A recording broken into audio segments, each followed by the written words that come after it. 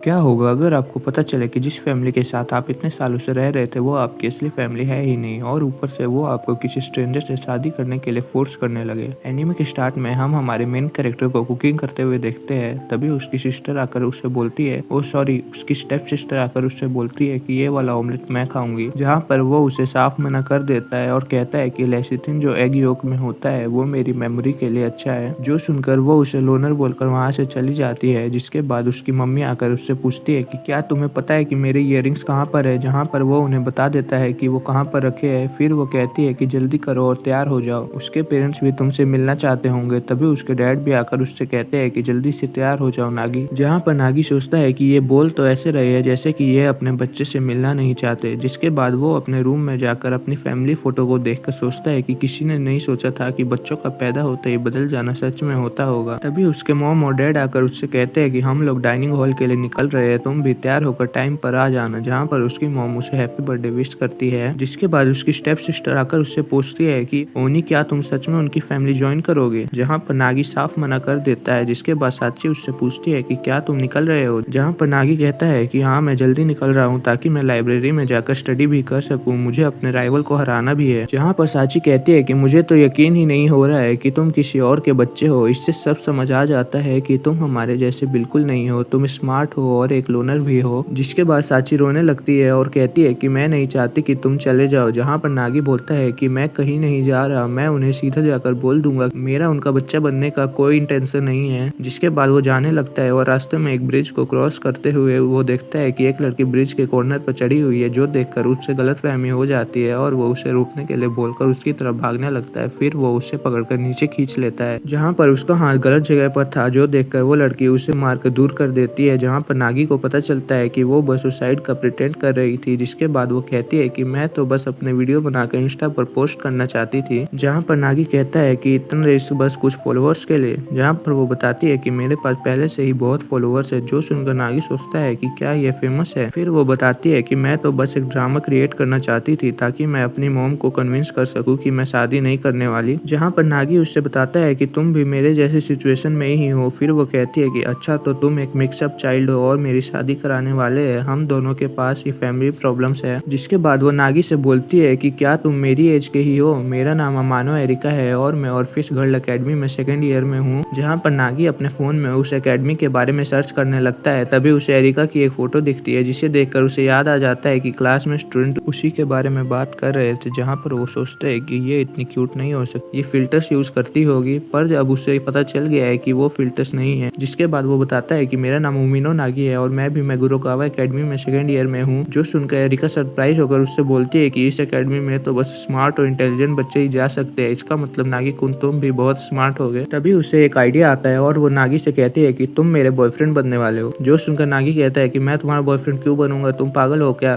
कौन तुम्हारी जैसी लड़की का बॉयफ्रेंड बनना चाहता होगा। जहाँ पर वो बोलती है कि तुम्हें बस प्रिटेंड करना है, आजकल कौन ही अरेंज मैरिज करता है, मैं किसी ऐसे से शादी क्यों करूँ जिससे मैं जानती तक नहीं। तो प्लान ये है कि मेरा एक बॉयफ्रेंड है जिससे मैं बहुत प्यार करती हूँ, वो बहुत स्मार्ट है और उसका फ्यूचर बहुत ब्राइट है और वो भी मुझसे बहुत प्यार करता है। जो सुनकर मेरे पेरेंट्स कहेंगे कि तुम्हें हमें पहले बताना चाहिए था और इसी तरह मैरिज कैंसिल हो जाएगी। जो सुनकर नागी कहता है कि तुम्हारे पास इमेजिनेशन तो है पर रियलिटी में ये फेल हो जाएगा, क्योंकि मेरा तुम्हारा बॉयफ्रेंड बनने का कोई भी इंटेंशन नहीं है, मैं अपने रियल पेरेंट्स से मिलने के लिए जा रहा हूँ, मेरे पास तुम्हारे गेम्स के लिए टाइम नहीं है। जो सुनकर एरिका को गुस्सा आ जाता है और वो उसे एक वीडियो दिखाती है जो कि नागी की उसको बचाते हुए रिकॉर्ड हो गई थी और वो उसे ब्लैकमेल करती है कि मैं इसे तुम्हारे एकेडमी में भेज दूंगी। जहाँ पर नागी उसे ऐसा करने से मना करता है, अगर तुमने ऐसा किया तो सबको लगेगा कि मेरी मेंटल हेल्थ ठीक नहीं है और मेरा स्कूल मेरे पेरेंट्स को कांटेक्ट करेगा और इससे मेरे रियल पेरेंट्स भी इन्वॉल्व हो जाएंगे और उन्हें लगेगा कि मेरी पेरेंटिंग ठीक से नहीं हुई है, इसलिए वो मेरी कस्टडी अपने हाथ में ले लेंगे और जिससे मैं यहाँ नहीं रह पाऊंगा। फिर एरिका उससे कहती है कि तो फिर मेरे साथ कोऑपरेट करो। जहाँ पर नागी मान जाता है और वो उससे पूछता है कि मुझे तुम्हारे बॉयफ्रेंड की तरह प्रिटेंड करने के लिए क्या करना पड़ेगा। जहाँ पर वो कहती है कि ये ऑब्वियस नहीं है क्या। जिसके रिप्लाई में नागी कहता है कि मुझे क्या पता, मैंने अपने पूरी लाइफ बस स्टडी किया है, कभी भी डेटिंग या वैसा कुछ नहीं किया। जिसके बाद एरिका इंटरनेट पर कुछ सर्च करके ब्लश करने लगती है। जहाँ पर वो बोलता है कि फोन मुझे दो और इसी छीना झपटी में उनकी एक फोटो क्लिक हो जाती है, जो देखकर नागी कहता है क्यों ना तुम इस फोटो का ही यूज कर लो। हाँ, तुम सही कह रहे हो, इससे प्रूव हो जाएगा कि मेरा एक बॉयफ्रेंड है। स्मार्ट होना तो कमाल है, तुम्हें इंटरनेट की भी जरूरत नहीं पड़ती। पर इस पिक्चर में ऐसा लग रहा है कि यहाँ कोई इंसिडेंट हुआ है और उससे भी इम्पोर्टेंट मैं इसमें क्यूट नहीं लग रही हूँ। फिर वो उसे पास आने के लिए लिए बोलती है और वो एक फोटो क्लिक करने ही वाले होते तभी नागी उसके पास से आ रही परफ्यूम की सेंट को स्मेल करके अजीब सा फेस बना लेता है, जहाँ पर एरिका फोटो को देखकर बोलती है कि ऐसा लग रहा है कि मैंने रास्ते में से किसी रैंडम इंसान के साथ फोटो ली है। जिसके बाद एरिका उसे लेकर कहीं जाने लगती है। उसके पूछने पर वो बताती है कि हम कुछ कपड़े ढूंढने जा रहे हैं, जहाँ पर वो एक स्टोर के अंदर जाकर कपड़े ट्राई करने लगते हैं। जिसके बाद वो दोनों एक मैचिंग पेयर वाली ड्रेस पहनकर बैठे होते हैं, जहाँ पर उनका बिल 4,95,000 आता है, जो देखकर वो बोलता है कि मेरे पास इतने पैसे नहीं है। जहाँ पर एरिका बोलती है कि मैं कार्ड से पे करूंगी, जो सुनकर नागी को यकीन हो जाता है कि वो सच में बहुत रिच है, आखिर ये किस तरह के घर में रहती होगी। जिसके बाद वो दोनों फोटो क्लिक करने के लिए बाहर आ जाते हैं, पर नागी अजीब से फेस बना रहा होता है। जहाँ पर एरिका उससे बोलती है कि तुम मेरे बॉयफ्रेंड हो तो तुम्हें स्ट्रॉन्ग दिखना चाहिए। फिर वो दोनों एक फोटो क्लिक कर लेते हैं। जिसके बाद वो अपनी ड्रेस चेंज कर एक बेंच पर बैठे होते हैं, जहाँ पर नागी उससे पूछता है कि क्या तुम्हारी फैमिली गैंगस्टर है क्या? जो सुनकर अमानो कहती है कि वो होटल टाइकून है। तो फिर तुमने हमें ऐसे कपड़े पहनने के लिए क्यों कहा? मुझे लगा कि मेरे पेरेंट्स कुछ नहीं कहेंगे अगर तुम स्ट्रॉन्ग दिखोगे तो,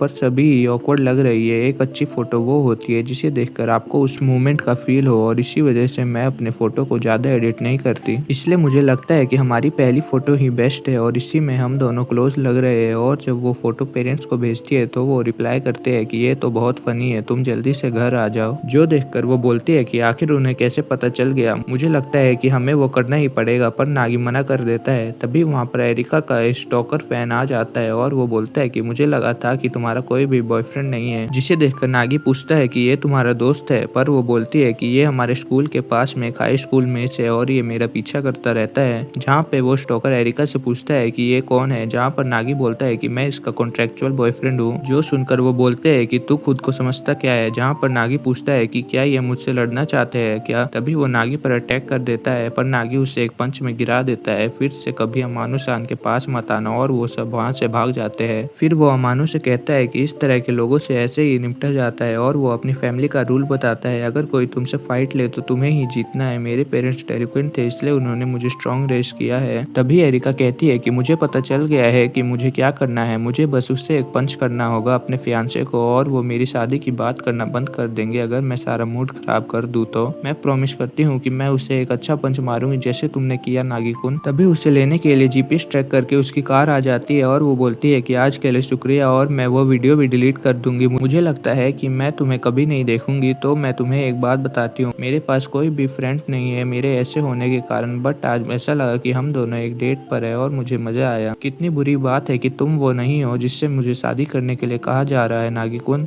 और वो गुड बाय बोलकर चली जाती है। जिसके बाद नागी को फोन में टाइम देखकर याद आता है कि वो लेट हो गया है। फिर हमें होटल का सीन दिखाते हैं जहाँ पर नागी लेट पहुंचा था और वो अपने रियल पेरेंट्स से मिलता है, जहाँ पर उसके पेरेंट्स बोलते हैं कि हम तुमसे कुछ छुपा रहे थे, हम चारों ने इस बारे में सोचा है। सच तो ये है कि हम अपने दोनों बच्चों से बहुत प्यार करते हैं, जिसके साथ हम रहे और जो हमारे बायोलॉजिकल बच्चे हैं दोनों से, इसलिए हमने सोचा है कि अगर तुम दोनों शादी कर लो तो तुम दोनों ही हमारे बच्चे रहोगे। तभी नागी के रियल फादर बोलते हैं कि मैं तो बहुत सरप्राइज हो गया था जब मेरी बेटी ने फोटो भेजी थी कि तुम दोनों ऑलरेडी रिलेशनशिप में हो। जो सुनकर नागी शॉक हो जाता है। तभी नागी उस लड़की को देखकर और सरप्राइज हो जाता है, क्योंकि वो और कोई नहीं बल्कि अमानो शान ही थी। तभी वो सब कहते हैं कि हम तुम्हारी शादी के लिए इंतजार करेंगे। फिर एरिका कहती है कि मुझे अपना प्रॉमिस तो रखना पड़ेगा, और वो उसे एक पंच मार देती है और आज इन दोनों की एंगेजमेंट हो जाती है। जिसके बाद सीन चेंज होता है और हमें नागी को स्कूल जाते हुए दिखाते हैं। तभी उससे एक लड़की आकर टकरा जाती है। फिर वो उससे सॉरी बोलकर वहाँ से जाने लगती है, और नागी अपने मन में सोचता है कि पहले तो मैं इसे ऐसे ही जाने दे रहा था, पर मेरी एक फियांसे है तो मुझे अब जल्दी करनी चाहिए। फिर वो सेगावा हीरो का नाम जोर से बोलता है और वो लड़की रुक जाती है, जहाँ पर वो बोलता है कि मैं तुम्हें अगले एग्जाम में हरा दूंगा। फिर वो अपनी स्टोरी बताता है कि जब मैंने उससे पूछा था कि उसे कैसा लड़का पसंद है, तो उसने कहा था कि जो उससे स्मार्ट हो। जब मैं नंबर 1 पहुंच जाऊंगा तो मैं उससे कॉन्फेस करूंगा। फिर हमें नागी की स्टेप सिस्टर को दिखाते हैं, जिसके माइंड में अचानक क्लिक होता है कि ओनी उसका रियल ब्रदर नहीं है। जिसके बाद नेक्स्ट डे का सीन दिखाते हैं, जहाँ पर उसकी मदर उससे बताती है कि आज अमानु शान यहाँ आने वाली है। देखो यार, रियल और ओल्ड मॉम डैड में तुम कंफ्यूज हो जाओगे, इसलिए देखो इन दोनों को मैं मॉम और डैड से कॉल करूंगा और इन दोनों को मैं मदर और फादर से, तो कंफ्यूज मत होना। जहाँ पर नागी उसकी बात सुनकर कहता है कि मैं इस एंगेजमेंट को एक्सेप्ट नहीं करता। जो सुनकर उसका डैड कहता है कि तुम रिबेलियन करना चाहते हो तो आ जाओ, और उसकी मॉम पूछती है कि इसके पीछे कोई और रीजन है क्या, पर वो सेगावा हीरो के बारे में नहीं बताता। तो वो कहती है फिर ठीक है, मुझे और तुम्हारे डैड को कुछ काम है, तुम उसका ख्याल रखना जब वो यहाँ आएगी। जहाँ पर वो मना कर देता है, आपने उससे बुलाया है तो आप ही उसका ध्यान रखना। पर उसकी मॉम कहती है कि मैंने उससे नहीं नहीं बुलाया, वो खुद यहाँ आना चाहती थी। जो सुनकर नागी को याद आता है कि एरिका ने उससे पहले क्या कहा था और वो परेशान होकर सोचता है कि अमानुष-सान पूरी तरह से उससे शादी करने के लिए तैयार है। जिसके बाद वो रेडी होकर सोचता है कि मुझे उसे रिस्पेक्टफुली मना करना होगा, मुझे उसे बताना होगा कि मैं किसी और से कमिटेड हूँ। तभी उसकी स्टेप सिस्टर पीछे से उससे पूछती है कि क्या हुआ, जो देखकर वो शॉक हो जाता है। फिर वो पूछती है एरिका चान सच में यहाँ आ रही है क्या? मुझे नहीं लगता कि वो एक पुअर फैमिली के साथ घर जैसा फील करेगी, क्योंकि वो एक होटल टाइकून की बेटी है। तुम्हें ऐसा नहीं बोलना चाहिए, वो तुम्हारी रियल सिस्टर है। जहाँ पर वो उससे बोलती है कि मैं इस बारे में कुछ नहीं सुनना चाहती, आखिर साची को हो क्या गया है। जिसके बाद वो रूम क्लीन करके उसका वेट करने लगता है, जहाँ पे वो बाहर देखने जा रहा होता है कि कहीं वो खो तो नहीं गई। पर वो देखता है कि एरिका वहाँ डोर के बाहर ही बैठी हुई थी। आखिर तुम यहाँ क्या कर रही हो? जहाँ पर वो बोलती है कि मैं पूरे टाइम तुम्हारा वेट कर रही थी, लेकिन तुम बाहर आ ही नहीं रहे थे, तो फिर तुम्हें कॉल या बेल बजानी चाहिए थी।